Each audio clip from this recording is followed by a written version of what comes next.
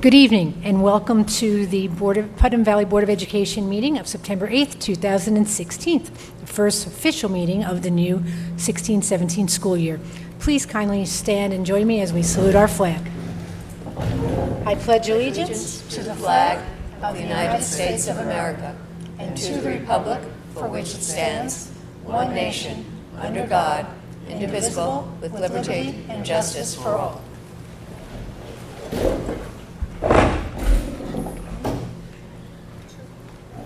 And for our first order of business, I'd like to resolve to approve the minutes for the July 8th, August 16th, and 25th, 2016 meetings of the Board of Education. Second. Questions or comments? All in favor? Aye. Aye. Next, I'd like to announce that the Treasurer's Report for July 2016 is available in the business office. And that leads me to presentations. And we're going to be starting this first meeting in the new school year with a discussion of the 2016-17 Board of Education district goals.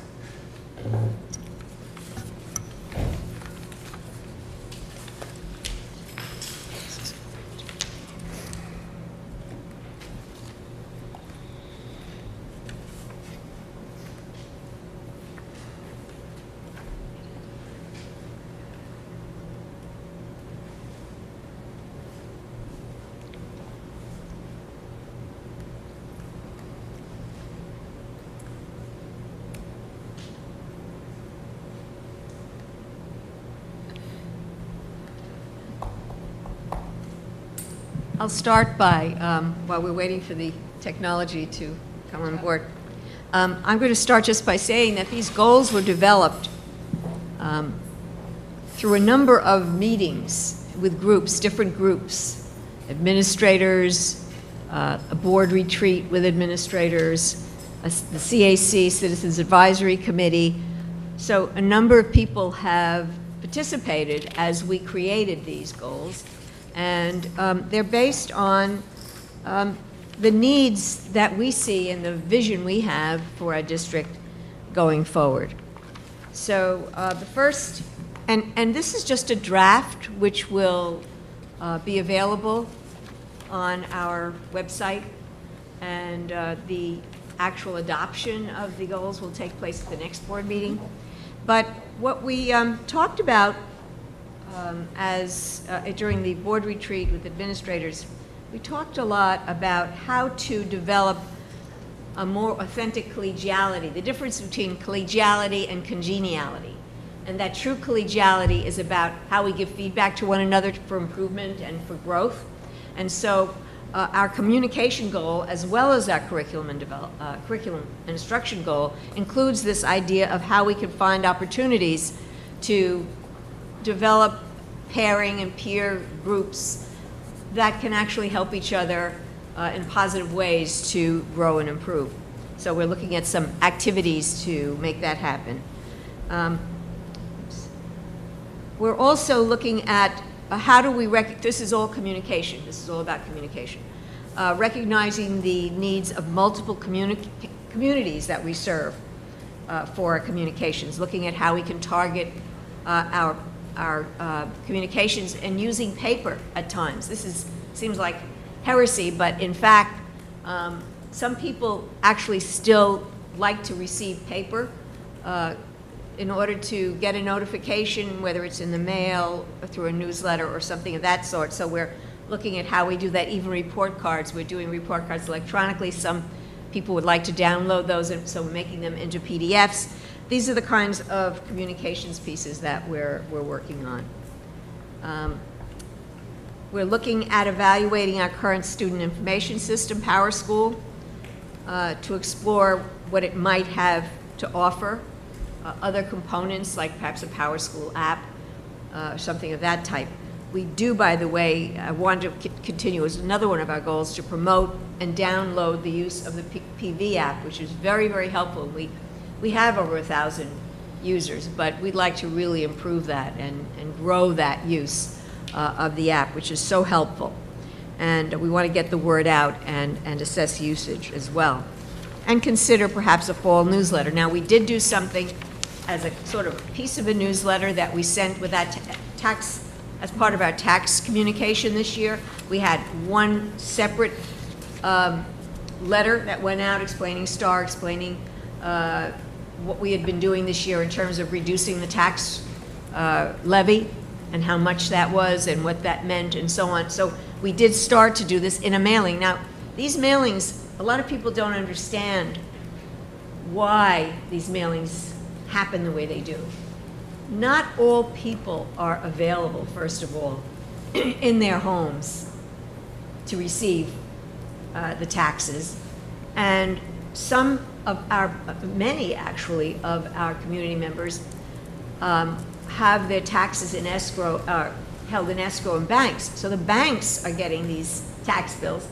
So we decided to do this double letter, and this was Jill's really initiative, Jill Figueroa, to make this happen this year as another way to get the word out to everyone.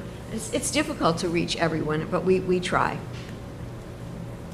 Curriculum and instruction, we're looking at the idea of what it means to have a culturally responsive classroom where we respect and are sensitive to students and to parents, and understanding how to create dignity in all of our encounters, recognizing our common American heritage and belief systems, but understanding that there are different cultural systems.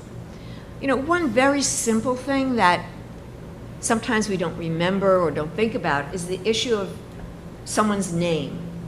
And when you come from a different cultural background, your name may be quite different and quite unusual for us to know. So as a teacher, you have someone in your classroom with a name that may be difficult to remember. This is actually a task for a teacher, but it's a very important task. If you're ever going to make that connection with that student, you have to be able to pronounce the name correctly, and that makes a huge difference. That means that that student feels recognized. So that's just one way, but we're thinking of, how do we ensure that we have culturally responsive classrooms? Improving student achievement. We talk a lot about literacy and some very specific activities with our new literacy coach, who has done a tremendous job in creating new opportunities to ensure that our students learn to read and love reading as well. There's also a One Book, One School project, an initiative at the middle school. They're reading Bystander, which I just read, to be part of that, and which was a very provocative book. One thing about that book, if you do read it, and it's really about bullying and how do you respond to a bully, is that at the end you don't have that satisfaction of thinking that everything is okay, right, Travis? It's not okay.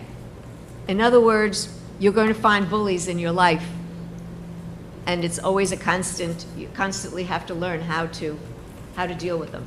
So it's a very good book, I think, in that way. It's very realistic, and kids will, I think, connect with that book. We're talking about building curriculum around active learning strategies. So we have a problem-based learning program now at the middle school that we just started with a cohort. Teachers are very excited about it, and we're going to continue that. We're looking at world-class learning. We have a community film share coming up on September 27th, Most Likely to Succeed, and I just spoke with the PTSA about that, try to pitch getting people to come to that. Our speaker for Superintendent's Conference Day was Yang Zhao.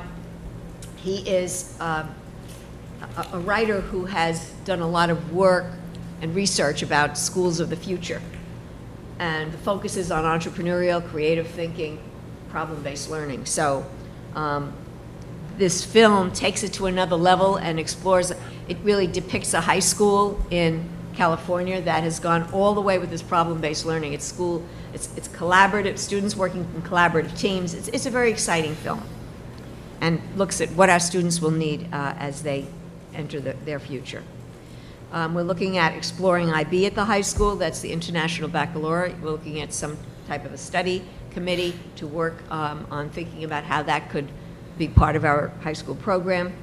Makerspace activities at the elementary school. If you go to the elementary school, you'll see this amazing makerspace room that the teachers have worked on, and Ms. Broas has worked on, the library media specialist. It's just filled with exciting objects and creative experiences for students. and designing authentic real-world lessons that focus on content creation using digital tools. The fourth goal here is to enhance communication among staff members. Again, this goes back to the communications goal. It's a cross-referencing of that. How do you improve instruction through that process? Integrating technology more effectively. There's a huge Google initiative going on in our buildings, and we're working with BOCES. They're coming to our schools, and they're working with teachers to learn how to create Google Classrooms.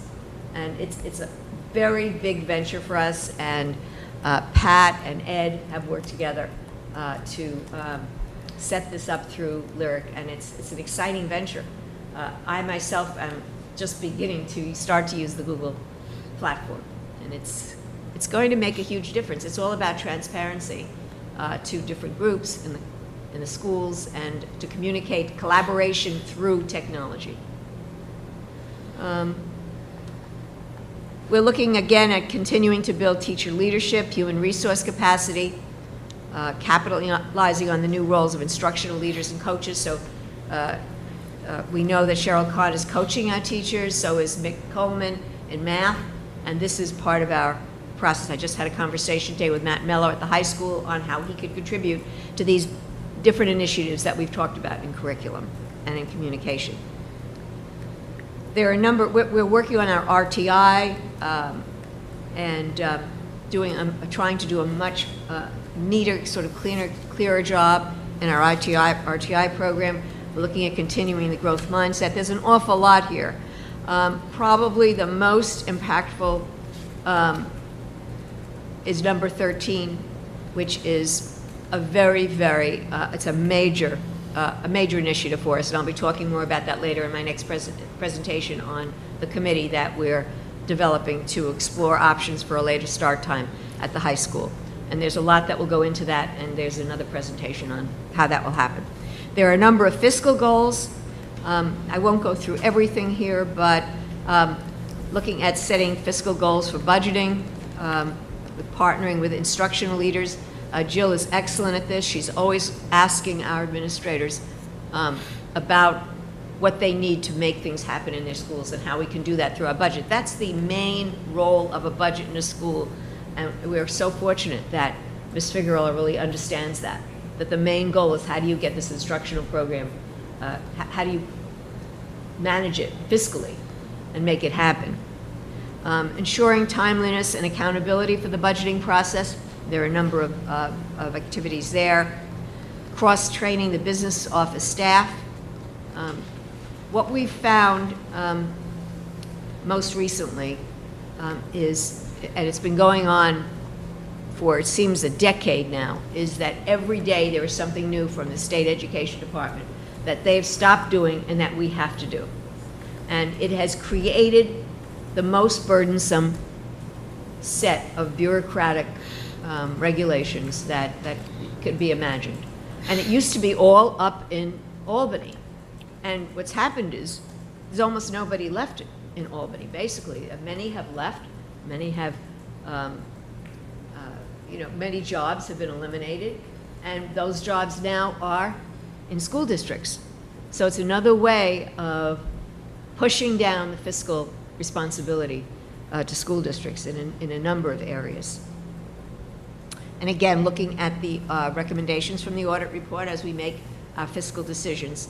Human resources, we're looking at how we increase diversity in our schools, school hiring, redefining our hiring and exiting procedures, and a number of other areas that we'll be looking at, including looking at another category of teacher assistant in our school district. Operations, technology, and transportation. Again, the later school start is the major aspect there. I mean, the reason that you see school start under curriculum is that we will be looking at the educational impact, and we'll be talking about that when we talk about that plan. And we're looking at a number of facilities goals, including the EPC contract. The notice that Google Education is in there as a platform for our buildings, security systems, the 5-year plan. The area of athletics, which is separated out, which is really, we are very excited about our athletic program. Later on in my superintendent's report, I'll talk about where we are with that. The increase in students, 18% increase in student enrollment in fall athletics. That is a wonderful thing. That's just junior varsity and varsity we're talking about. We haven't started really the middle school, but we're looking at increased numbers, and we're very excited about that in many areas. And Mr. Burrow will be here at the next meeting when all of our administrators will be here to talk about their individual goal areas. And you'll notice we do have a new athletic secretary because Rose retired, and again, this is a great collaboration which makes this work. We're looking at a family ID program which would simplify the process of constantly having to reapply with all of your paperwork and getting something more standardized. And the culture of sportsmanship. We're also very fortunate to have a new athletic trainer. Everybody's very excited about Ms. Smitherson, and it's made a big difference in our school. So that's where we are. Just a brief overview. And any changes, any ideas, if you let Maureen know, we can tweak this and make the kind of changes that the board would like to make. Does anybody have any questions, any comments now? Or? I do. I just want to be sure that we don't open the floodgates prematurely without any control on communication with paper. I think, you know, any discussion of it can like open the floodgates and people start doing it. I think we need to really make sure that there is a plan, there is a procedure, there is a policy for what qualifies, what doesn't. Maybe a cheerleading camp does not. What's that? Maybe, a cheerleading camp for 10 kids over the summer does not, but maybe something along the lines academically that's really important for chemistry honors could. I mean, really, or report cards. I'm on the fence on whether or not report cards being on paper or not is something we should go back to as opposed to PDFing those. Again, that's, if you think about the additional, and I'm not thinking about it from an expense side, I'm just thinking about the consistency piece. I just want to make sure that we don't pull the Band-Aid off of that and everybody starts filling backpacks with paper all over again. I totally agree with you. This was our attempt to, I think people are thinking about, how do we just make sure that for those who don't have that connection, that most of us do with the computers, that we're making sure that we connect in some way. Additionally, I don't know if it's a question or maybe it's something that will answer itself. With the death of My Big Campus, we are in this phase before we actually implement fully Google Classroom, the homework piece for parents, keeping on top of home, because that was where parents were told, go look at My Big Campus and you'll see what the homework is. Without that and without fully implementing Google Classroom, where are parents to go? And I know back to school nights are coming up, so I'm sure a lot of that information will happen then. Teachers have made. I just want to make sure that that happens because. Travis, do you know at the middle school are there? I do. Some teachers are using Weebly. We kind of went back to falling back on what we had before My Big Campus, and then some teachers also used other forms to get homework across to the students and the parents. Weebly is one of them. Some have gone back to their original websites that they posted through the district site. So there are a number of options for students and parents to still access the materials. It's not consistent across the whole district like we're trying to move to on the Google platform. And I think Pat and Ed have been working with the Google consultant, and that's going to start here in the fall. Actually, the consultant's going to the class. So it'll move pretty quickly, I think. But until then, again, with back to school nights happening in the next couple of weeks for all the buildings, those teachers will be telling the parents how to find out. Yes, they will. Yeah, that's. and just in that effort of the whole congeniality thing, I think we want to also say that the class pages are for the students to look for their homework. You know, it's always the students need to know what they have to do at the end of the day. We do spend a lot of time talking about the parents knowing the homework, but I'd like to charge all parents with empowering your student to pull up the website. If they say, what's your homework? I don't think I have any. Why don't you go to the website and show me? So we empower the student to do that. I had a few others. I had a question, I guess, again, a concern. I'm afraid some of the wording I know it's carefully worded, but at the same time, I don't know if it is an issue. Recognizing our common American heritage as a phrase, because I don't think there's anything common about our American heritage for a vast number of people here. I mean, I'm not going to go out on this tangent of political correctness, et cetera, et cetera. That's not what I'm worried about. I'm afraid that's exclusionary for some people, because if you don't feel the common American heritage, then we're saying that, you know, what are we saying is my concern. I want to make sure we are open. I'd like to just clarify that what I meant by that was the respect for each other.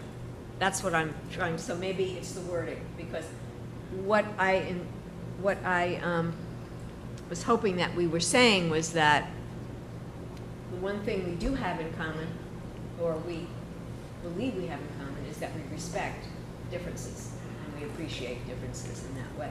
So maybe that's not I just clear. want to make Needs sure to be that I don't clarified. want that flag to be waving there as that could be a problem. Sorry. As I guess is probably more important as we move up into the grades, and I don't know that there's anything formal or it happens on a regular basis without planning. The idea of departmental assessments, evaluations, and examinations. I'm not talking about standardized tests, but I am talking about, so there's a level playing field across teachers in the same class. If you've got 4 or 5 teachers teaching the same class, that at least there is some time prior to a Regents exam that all students are taking the same materials, and you know, there's not the idea of one teacher's test is easier than another teacher's test if they're taking the same exact class. And I would like to know, and for the community to know, kind of what the philosophy is, what we're doing, what we've been doing, and what we're looking to do. And that really is a goal, a greater consistency in terms of the benchmarks that we use and benchmark testing as we're going through. And we're starting this with a number of departments are working on this. It's a difficult process because teaching is essentially an autonomous kind, as we talked about in our retreat. The culture is one of autonomy. But what we're trying to do is, the autonomy is in the classroom, but we want our kids to learn the standards that are there for them to learn. So we need to find ways to assess students similarly. And that's what we're looking at. And I know we do that midterms and even midterms. Right. So that It's also help develop Yes. faculty. And, Exactly. you know, if there are you see, if there happen to be gaps across classes, you would see This is something we're working on. It doesn't happen overnight. Can but that it's be, something we're working on. it's addressed in goal number 4 under curriculum instruction, which is enhanced communication among staff members. I don't think you meant staff members talking to each other. You meant the practices and the things they're doing. Maybe that could be fleshed out a little bit more. Well, that's one aspect of it. Right, including assessment. Yes. And maybe flesh that Right. out a little bit. I think you're right. And then in that same piece, this year, there's nothing in the schedule on the calendar where we're having these half-day or 2-hour delay type situations No, for we additional didn't put them in this year. staff development. As we move forward for the year, is there thought that we have sufficient time for staff development, Well- or are we looking at, seeing where we are at a certain point and then That's taking the what I think. temperature? That's what I think we're doing. We're trying to do some internal, like half-days, where we have for example, Cheryl Kahn would work with a team for a half day, and then in the morning, and then another team in the afternoon. So we're doing it that way. But nothing that needs to be global It's- type of thing. It is, you know, we do have to have subs when we do that, substitutes, and it's not great. So we don't do it a lot. But, you know, we try to be more, as flexible as we can. And we will continue to look again at those half days if we need them and go to the board for that. That's my list, sorry. No, that was fine. You actually hit one or two of mine. I also did, this is a real almost superficial comment, but I love that the largest goal area is curriculum and instruction. That I think there have been times when communication was the largest, when we had a lot of gaps in communication. It says where our importance are, so, and I think they're very all-encompassing. But I think we all can absorb it. There are some wordsmithing that I might have some comments. We can get that to Maureen and, To us, yeah. And as far as the goals themselves, because we're not looking at a list of 18 No, a lot of goals. these A lot of these are action activities. items Yes, within a action goal. items. And I know in the retreat, you had proposed or posited that it'd be more of a graphical representation, so that it's just easy to find and easy to read. Is that still the plan? We're working on it. It's, the template is difficult, and we haven't mastered it yet. We may do that with the individual. Some of them work, with some of the goal areas, it works well, because there aren't so many. With the others, we're looking at it. It's not perfect yet. okay, is that anything else? All right, Maureen, you might be hearing from us, or maybe not. And we will be adopting these at the next meeting. Is that under further consideration of adopting them at the next meeting? Is that a question? Yes, is that a question? Or we are considering, we will be adopting the goals at the next At the next meeting, yes, I'm Okay. sorry. That's No, when that's- the principals will be here, and, you know, all Can of the flesh out a little more. administrators, yes. Okay. Okay, our second presentation is a second reading of Policy 6053, which is for fund balance and reserve funds. That was fun.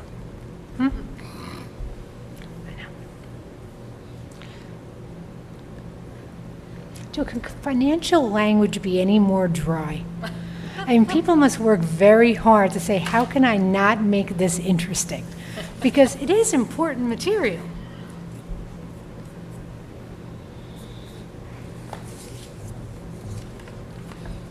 And we hadn't made any changes to this from the first reading, had we, Maureen? No changes from the No. first reading, same document. Okay. And it's on the website for public to see as well. Okay, does anybody have any comments?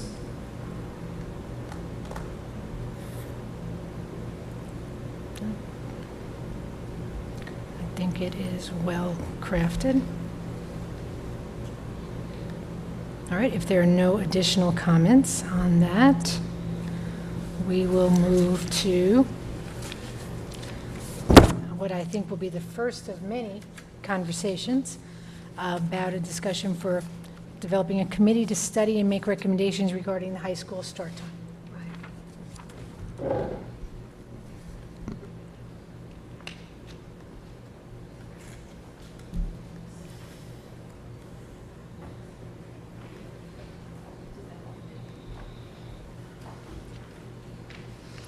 So what we have basically is a plan for the structure of this study that we're going to do, so that we do it in a timely way. Because if a decision is to be made for the following year, we want to have that decision made by the time that we develop budget, around January. We would know also to provide for what's needed in terms of transportation. So I tried to put together a plan for conducting a study that was efficient in that regard. So the rationale and purpose, this study is based on research that has established that more sleep and later school start times impact student learning and performance. The district will undertake this study to provide information that would result in a decision by the Board of Education regarding the feasibility and options available to implement a later start at Putnam Valley. So it's a feasibility study, a study of all of the impacts, potential impacts. It's a study of how you would go about it, what would be needed in order to make this happen. So the process, is there any question on that actual purpose of the study? No. Anything? Okay. So the process this is just a draft for the board to really comment on for this, in terms of this process. So at this board meeting, we're basically informing the public that the residents are invited to submit a letter of interest to participate in the committee, to engage in this study of the feasibility, impact, and implementation of a later start date at the high school. So we'll post this on our website, and we've already, tried to invite different groups in the community who might be interested in joining this. We'll send out a message to the district email system to elicit interest. PVFT, PVAA, and so on, CSCA, PTA, PTSA, CAC, PVEF will be invited to send representatives. 2 board members will serve on the committee. Serving on the committee from administration will be Mrs. Figuerella, Treasurer, Mr. Bellino, Director of Operations and Transportation, Natalie Doherty, who's the Human Resources and Pupil Personnel Assistant Superintendent, and principals and assistant principals of the high school, middle school, and elementary school, Mr. Brian Burrow, the Athletic Director, myself, and the chair of the committee will be appointed by the Board of Education. And I think people will say, well, why so many administrators? Because any change in the start time will of necessity impact in some way the other schools. And that's why it's very important to have all of those who could be impacted by this to have their input at these meetings, and to provide information at these meetings, which is really the important piece. So on December 22nd, at the next board meeting, the board would appoint the committee, which is 2 weeks from now. The first meeting will be scheduled for Thursday, September 29th at 5 o'clock in the library conference room. And during the meeting, the first meeting would be a brief report on the rationale and research behind the study. This has been so publicized already that, we don't need to spend too much time because so much information has been out there on this. And a review of the purpose of the study. What we don't have, by the way, there isn't a lot of research on whether you actually find academic achievement increase. I haven't seen that, and if someone finds that research, I'd like to see it. I know one thing, we have researched our own attendance in period 1 and found that it was quite serious here at the high school. There was a serious deficit in attendance during that period 1,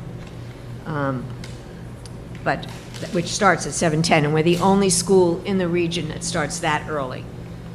Most of the schools, we did a survey, and that will be available. All the information would be available to the committee members, but the survey we just did, and we had the survey commissioned, if you will, in the region we have a special survey document that we use, found that most schools start at 7:45. 7:45 to 7:50. We start at 7:10. There are only 2 of us that start that early, Carmel and Putnam Valley. And I could also say that many of the schools that start at 7:45 have tried to go later and have not been able to figure it out, because we're all dealing with the same kinds of issues. So the first meeting would be this report and review of the purpose. There will be a report at that meeting by the transportation consultant on the technical feasibility of the later start based on the constraints of the current enrollment, the schedules, and contractual obligations of the district. So at that meeting, there will be the presentation by the transportation consultant. The report will include the length of school trips and the maximum time on the buses. So what he presents in terms of options will also need to show how long kids will be on buses and the length of the trips for the options that he has identified. So he's been working on this. He did a great presentation when he was here. Yes, he was very good. And He's been working on this, and he's laid out some options, and we'll work from those, because those are the fees. In terms of options of what could be done, he has been studying that. But so that it's not, for me, it's not, I mean, it's just words, but the feasibility, you know, it's not it's just a cost in terms of whether, I mean, it's feasible, and he's shown that. Yeah. So it's how not- far do you want to go? It's just how far do we want to go, and what are the costs of different options Yes. in terms of inconvenience and actual dollar cost, right? So, Yeah. It's all of the impacts.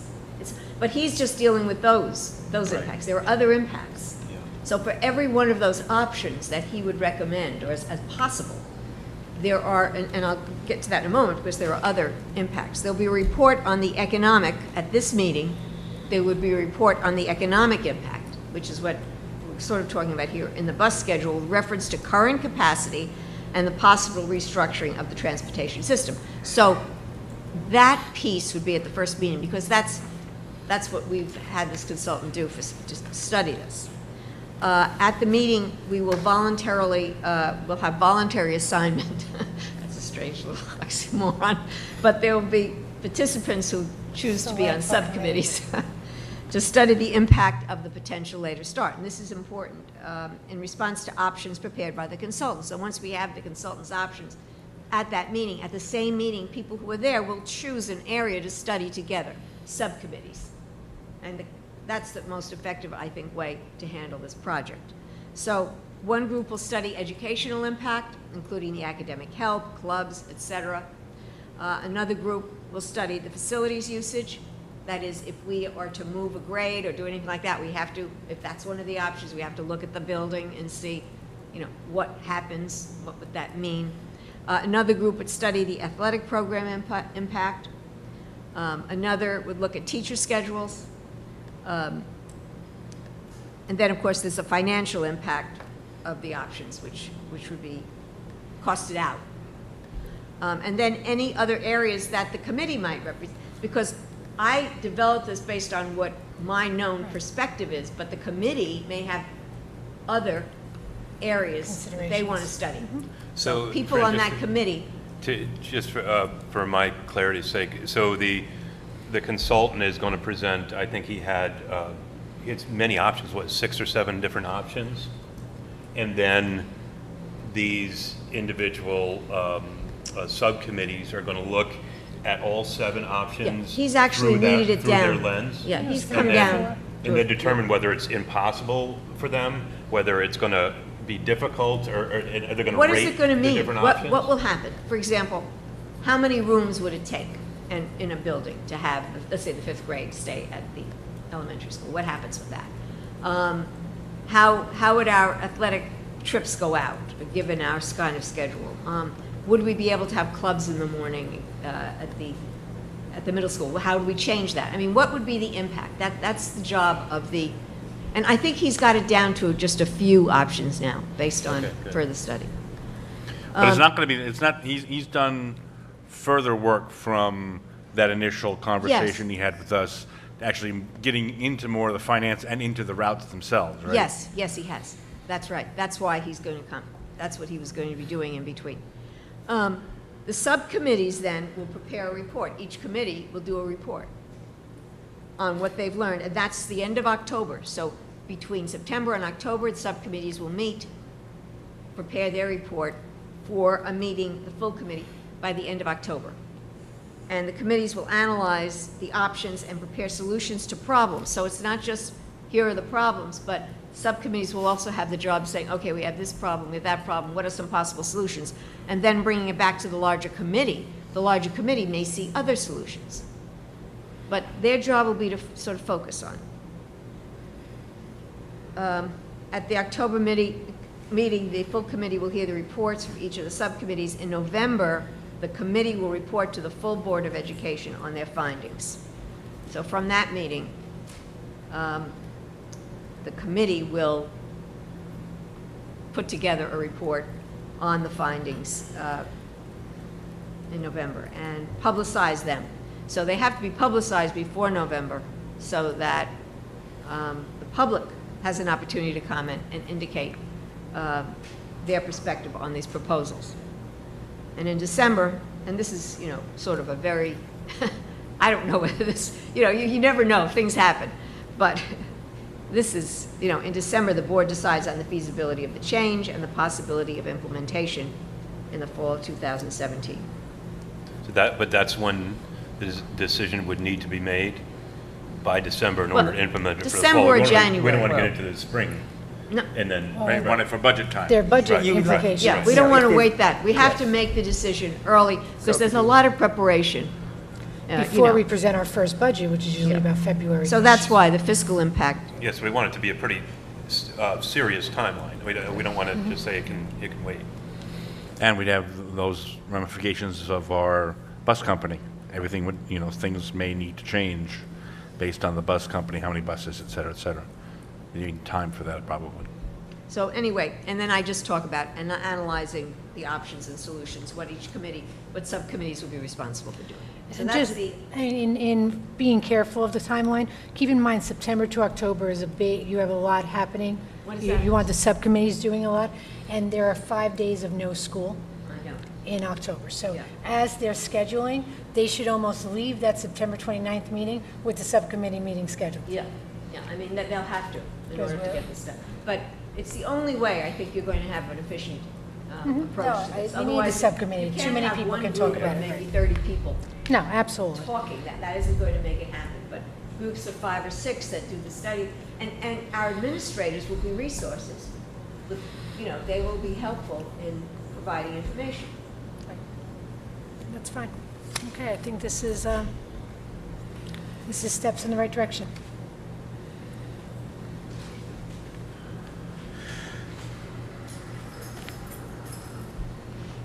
One of the things that I find very interesting when I look at the high schools that start closer to 8 o'clock and still finish not too far after 2 o'clock, it's like there's something going on in their schedule that allows them to get out only 15 minutes after us, yet start 45 minutes.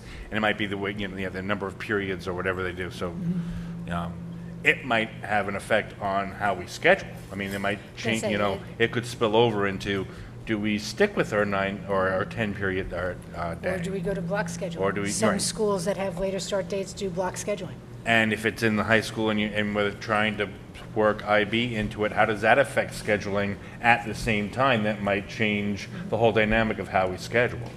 And this could trigger or snowball, either way, that discussion.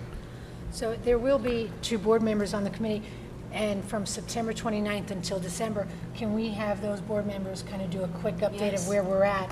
Maybe have an ongoing item, so it's not in December, we hear this and we're like, oh my God. Move it closer. Is that better, Dan? Okay. Thank you. Okay. All right, I do not believe there are any PTA or PTSA, and our student representatives were appointed today. We changed how that was done, apparently, and Ms. Intrieri will talk about that next board meeting. And I think they'll be And they'll be here. here at the next board meeting. Standing. Right. Which is very exciting. There's a much more robust student council. There's a much more robust student council now with many more duties and responsibilities. And And this is tied into that. this is tied That's great. into that, yes. Okay. And I think we're going to move their report up to earlier in the meeting. Do we all agree that that was a good idea? In case they have to leave. for- Help them in case they have studying, et cetera, to do? Before presentations, we should have them speak. I don't know, because don't we want them, we've talked about having them more involved in not just announcing events. A lot of the presentations are things we'd like to hear their input on. Well, this particular year, with the study of the start time, they'll be Yeah. immensely important, their feedback will be. We're going to put them to and work. Yeah. Just I stand don't for the whole- want to chase them out. I just want to give them an opportunity. Okay, if maybe. they want it We should earlier. communicate with them And see when they want in a it. case where they do have something else going on or have a test the next day, we give them the opportunity Yeah. on a case-by-case basis. And we do that. We've made changed Yeah. agendas frequently. But I mean, our goal is not for them to be announcing events. No. Oh, You know, my. because this is not a high school cruise director type situation as far as what their job is. It should be, they're involved in discussion of Yeah. district-oriented things. With a student voice. We're going to have to make some of these more interesting to keep their attention. Some more. Or a hat. I think our students pay more attention than I think we know, as we've seen so many students come to us with issues in incredibly thoughtful, well-articulated ways. Okay, so no PTSA, no student superintendent report. You're up. I know, a lot of talking today, Dr. Wells. Sorry about that. Well, you know, this is always an exciting time in schools. It's the school opening, and we're lucky at schools. You know, in most businesses, it's year in, year out, right? But schools always have this renewal time, and it's a great feeling when schools open. A lot of excitement for everybody, and this year there will be a full report by the administrators at the next board meeting of the major opening events, if you will. But I'll just talk a little bit about it. With regard to enrollment, there has been some decrease overall in enrollment, as expected, because the kindergarten class was 100 this year, and the outgoing class is over 150, so clearly there was a difference. I don't have the exact figures. I will have them for next time, but we have a number, and our enrollment number for this year is 1695. I have the numbers for this year. I don't have with me the numbers from last year. I wanted to give a little difference. But it is a decrease from last year. And again, it has to do with the kindergarten this year. If you remember, last year's kindergarten, we had 6 sections. We had 122. This year, we have 100. So those 6 sections have moved to first grade, and we have 5 sections in our, in our kindergarten this year. We do have very reasonable, good class sizes at our elementary, except that grade 4 has increased. It's 25 and 26, and it looks like we may have most of the classes at 26. That's where it looks like they're going to land. At the middle school, we have good class sizes, except for Spanish class in grade 7. The Spanish classes are up around 28 to 30. They're high. And social studies as well. This is not unusual, but it's not very good. There should be smaller classes, but this is where we are right now, and it's difficult to make that change because of the scheduling and the blocking of those classes to actually, we'd have to bring in another teacher to do that. Especially some classes are 23 and some classes Yes, 28. it's just, Did we have any non-kindergarten enrollment that was significant? I mean, were these surprises that we're going to have these? no. I don't think the other grades were that significant in terms of their changes. Well, if you look at first grade, is exactly the Yeah. 122 Right. kindergarten started Yeah. with last year, and I'm sure And it's not the same and 122. it's got the 6 sections as we did before, so it's at around 20. High school classes are very good. I mean, the sizes are very reasonable. Of course, they vary significantly depending on whether they're an elective or they're a regular core class. But Ms. Intrieri has been very conscious of class sizes in her science classes and history classes, and they're very, very reasonable. There'll be more detail when they come, and they will show the actual, but the board has seen the enrollments.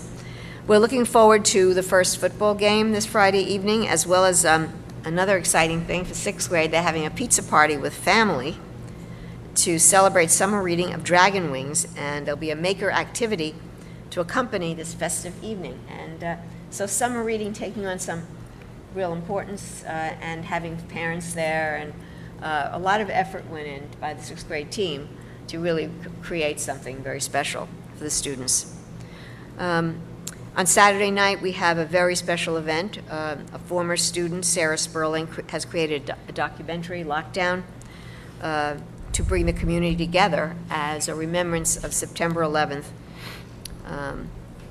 in our school, what it was like in the school. She started this when she was school here with the History Club, which was led by Vin DeGregorio, and she's worked at the Peace at Hartwick College, where she's a student. And we hope the community will turn out, 7 o'clock in the PAC for this. It's really could be a very meaningful event. I happened to be able to see a screening of it, and you find that knowing the teachers now and seeing them then, and realizing the sort of almost innocence of the time of that day, and then suddenly everything has changed so dramatically, not just in the school, but for all of us in the country and so on. So it's an important, it would be something that would bring community together to have a moment with each other. I'm really just doing the thinking about math. this. Sarah was, I think, in first grade when 9/11 happened. I was just trying to Yeah. think of when she graduated. Yeah. So it's interesting to see this from the perspective of Yeah. somebody who then went through most of her educational life in the post 9/11 time. And she interviewed the teachers, and it was really. We look forward to the homecoming, which will be on the 24th, and of course, Color Wars and all of that will occur. On the 27th, the district will screen the film Most Likely to Succeed. We've been talking a lot about problem-based learning, about collaboration, creativity. We had a speaker at Superintendent's Conference Day who was very provocative. And this is a movie which documents a high school in California that's really on the edge, cutting edge. And so it provides an opportunity to see where, what the vision is for high schools that will serve most effectively students who will go out in the world that they will live in, their future, which is really changing every day, the world that we know. The acceleration of change is significant. And that will be at 7 o'clock on the 27th. I also wanted to just mention that, we have developed many opportunities here at our high school, in particular this year, which reflect that kind of thinking. The Achievement Center, which is starting to work with students, on the growth mindset, on, assisting them in their work, in their effort.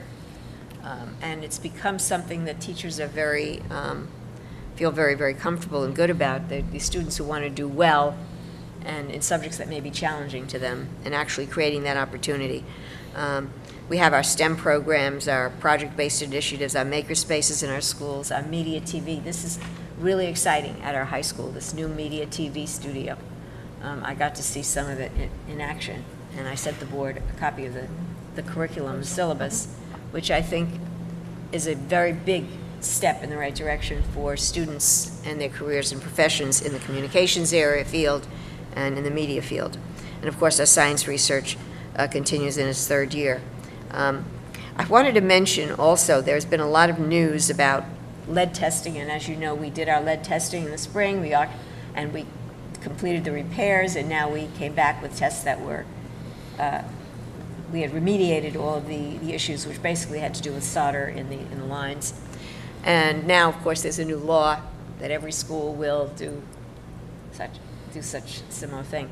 But the other piece I wanted to bring to your attention is there's been a lot of discussion about EpiPens and the company that has increased the costs so radically and made it really difficult. And they've been talking about the expense for schools. So, of course, I checked into what we have been paying. And, in fact, the company has been giving us these pens for free for all of our schools. So we're not going to complain about a couple of sets for free each year. And so we've been happy with that for our students, and I hadn't known about that. What happens when we go through one, Well, like today? well, that's another question. Well, that's a whole other issue. Yeah, but I think they've lowered the prices for schools. Has our staff, do they get a consistent training in the Yes. application of We an actually EpiPen? had an opening day. I have like a lot of the lunch monitors, recess monitors who are directly out there with students. They were trained on how to administer the EpiPen.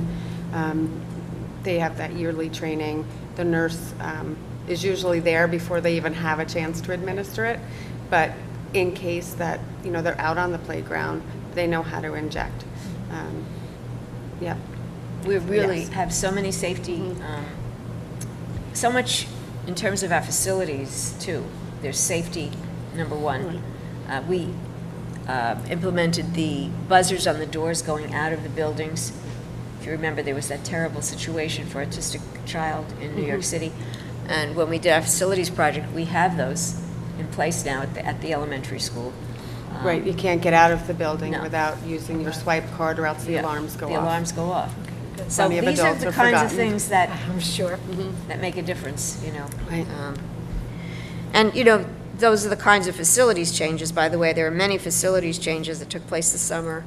And of course, at the next meeting, Pat will give his presentation, but I mean, the bleachers are down in that the old bleachers at the elementary school have been taken down. We have a new kitchen at the elementary. There was a very old kitchen there from the 50s and 60s.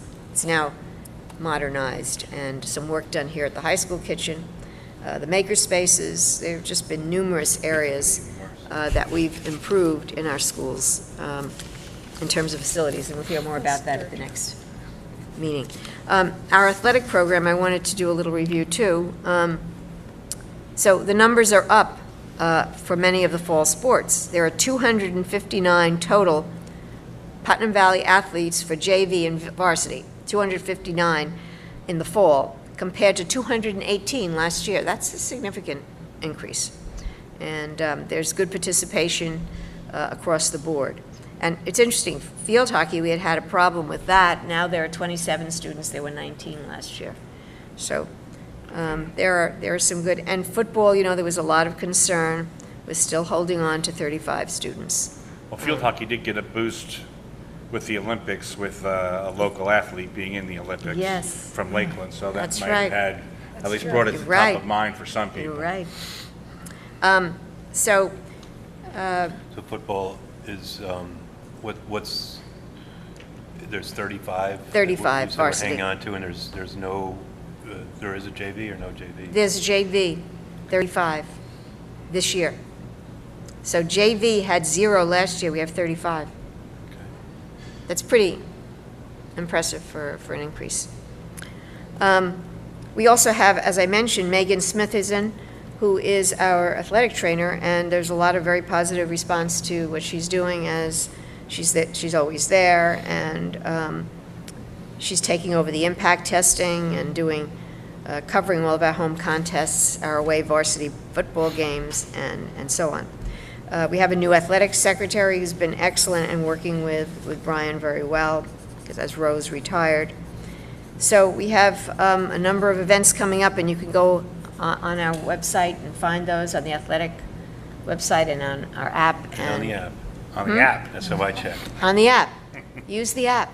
Yeah, it's great. Yeah, Yes, it's yeah, great. I'm very happy about that. And I think you'll find that we do a good job with that kind of communication, and we're looking forward to a great year. Public is invited to comment on any of the agenda items to date, as is the board. Does the board have anything they'd like to talk about, what we've discussed so far? Then if not, we will go immediately into new business. And Mr. Farrow, if you can start us off with number 1. Resolved on the recommendation of the superintendent of schools to approve the second reading of policy 6053, fund balance and reserve funds, as per document number 52/17, attached to the agenda and official minutes of this meeting. Second. Questions or comments? All in favor? Aye. Aye. That Num- means that it is now policy. Right. Number 2. Be it resolved upon recommendation of the superintendent of schools to permanently appoint Elizabeth Broas to the position of library aide with a 26-week probationary period effective September 1st, 2016 through March 1st, 2017 on step 7. That's $40,083 of the CSEA salary schedule. Second. Questions or comments? I just want to say that Liz has been instrumental in sustaining our library at the elementary school and doing it in a way that has enriched the lives of so many of our students through her innovation. She's an innovator, she's creative. We have wonderful book clubs and science fairs and all kinds of excitement about reading in that library. It's And, extremely money well spent. There's no question. The work that she does with students is truly amazing, and I commend her for her efforts and just over and above, really. All in favor? Aye. Number 3. Be it resolved upon the recommendation of the superintendent of schools that the Board of Education hereby creates 2 part-time office assistant positions, a total of 15 hours per week each, in a non-competitive class of the civil service, effective September 9th, 2016, on step 1 of the CSEA salary schedule, prorated. Second. Questions or comments? All in favor? Aye. Number 4. Resolved on recommendation of superintendent of schools to approve the permanent promotional appointment of Dana Lopez to senior officer assistant with a 26-week probationary period effective September 1st, 2016 through March 1st, 2017, on step 7, $54,839 of the CSEA salary schedule. Second. Questions or comments? So your right hand, Natalie, in Human Resources? All in favor? Aye.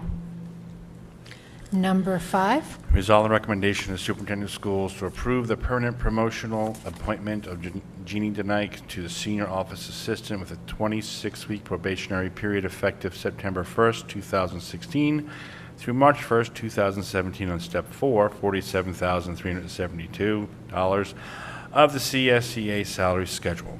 Second. Questions or comments? It's the right hand of Jill and Fran. All in favor? Aye. Number 6. Resolved on recommendation of the superintendent of schools to rescind the appointment of Cheryl Terran, appointed at the August 25th, 2016 business meeting as a long-term substitute teacher at the high school.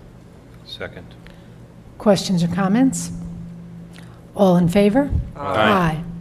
Number 7. Resolved on recommendation of the superintendent of schools to accept the resignation of Amy Novak from the Putnam Valley Central School District effective the close of business on September 1, 2016, as per document number 55/16, attached to the agenda and official minutes of this meeting. Second. Questions or comments? All in favor? Aye. Number 8. Resolved on recommendation of superintendent of schools to appoint Christy Deeney as the head girls varsity basketball coach for the 2016-17 winter season on step 5 of the PVFT coaching salary schedule. Second. Questions or comments? All in favor? Aye. And Chrissy is a graduate of Putnam Valley. with a tremendous record of in her sport, and could be a very exciting opportunity for our Young basketball ladies. program to flourish, and we're very happy that she's coming back. Number 9. Am I at 9? Yeah, resolve the recommendation, superintendent of schools, to appoint Melissa Purcell to his 26-week probationary appointment effective August 31st, 2016 through March 29th, 2017 as a school monitor at the elementary school, 2.67 hours per day on step 1 of the CSEA schedule. Second. Questions or comments? All in favor? Aye. Number 10. Resolved on recommendation of the superintendent of schools to appoint Graciela Greenberg as a long-term substitute Spanish teacher at the high school effective September 6, 2016 through October 12, 2016, or sooner at the discretion of the Board of Education, at the substitute salary rate of $175 for 3 periods. Ms. Greenberg holds Spanish 7 to 12 permanent certification. Second. Questions or comments? Mrs. Greenberg returns. Is it the same Graciela It is our Spanish teacher? Graciela. It is. I was Welcome going- back, Graciela. Yeah, Welcome you know, back. It is. We're very grateful that she was willing to do that. We have had a very difficult time finding a Spanish teacher for this substitute position. It is almost impossible.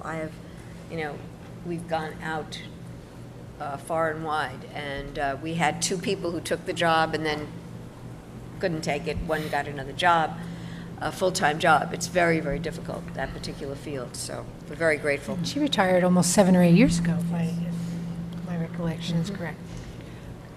Very exciting. All in favor? Aye. Number 11.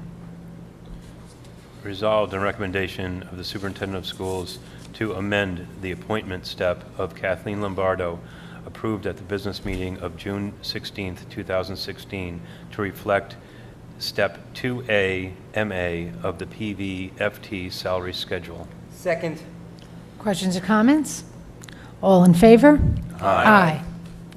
Number 12. Resolved on recommendation of superintendent of schools to appoint Joseph Peters to a 26-week probationary appointment effective September 9th, 2016 through March 10th, 2017 as a cleaner on Step 1 of the CSEA salary schedule. Second. Questions or comments? All in favor? Aye. Number 13. Resolved on recommendation of the superintendent of schools to appoint Eric Hill to a 26-week probationary appointment effective September 26, 2016 through March 27, 2017 as a cleaner on Step 1 of the CSEA salary schedule. Second. Questions or comments? All in favor? Aye. And can I just comment here, after talking about 2 cleaners, how clean the buildings looked, as always, as we started school up again. So my hats, our thanks go off to everyone. Number 14. Resolve to approve addendums A to G for the July 1st, 2015 through June 30th, 2019 collectively negotiated agreement between the Putnam Valley Central School District and the Putnam Valley Federation of Teachers as per document number 63/17 attached to the agenda and official minutes of this meeting. Second. Questions or comments? For the community, these are addendums are the salary schedules, basically, for coaches and staff. All in favor? Aye. Okay, moving on to the consent agenda, number 1. Resolved to approve the consent agenda items 2 through 21 as presented to the board at this meeting. Second. Questions or comments? The 21 items, we're approving district bus drivers and their hours. We're approving speech services for students. There's agreement with the Putnam Valley Family and Community Services, and this lets us coordinate services with this organization when we need to. There's an agreement with the Westchester Institute for Human Development. They provide assistance when we have students with special needs. We're approving budget transfers, $33,500 from budget code A2830, 4920000. That's for pupil personnel services, to budget code 828050, and that's for co-curriculum activities. We're approving a contract with Putnam Northern Westchester BOCES for services they supply. We're approving a small change order for the kitchen upgrade project of approximately $4,000. We're approving a contract with pupil personnel services for a speech consultant for a student. We're approving high school advisors for the Tech Help Desk Club and for the Environmental Club. We're approving for the Destination Imagination Program, the district coordinator and the team manager building coordinator. We're approving high school staff who oversees our detention program at the high school. We're approving a family medical leave act. We're approving addition to the substitute tutor list. We're approving a high school freshman foundation coordinator, and we're amending the hours for the high school nurse. Okay, all in favor? Aye. Okay, is there any other, I open up to the public for contribution on anything at all, and open it up to the board, or anyone for any. Nice to hear school got off to a lovely start, and we'll hear more from the building leaders at our next meeting. Okay. I'd like now to resolve to convene an executive session for 2 matters of collective negotiation pursuant to Article 14 of the Civil Service Law, the Taylor Law, and 3 matters of the employment history of 3 particular persons. Second. Questions or comments? There'll be no business conducted. There will be no business conducted after that. All in favor? Aye. Good evening, everyone.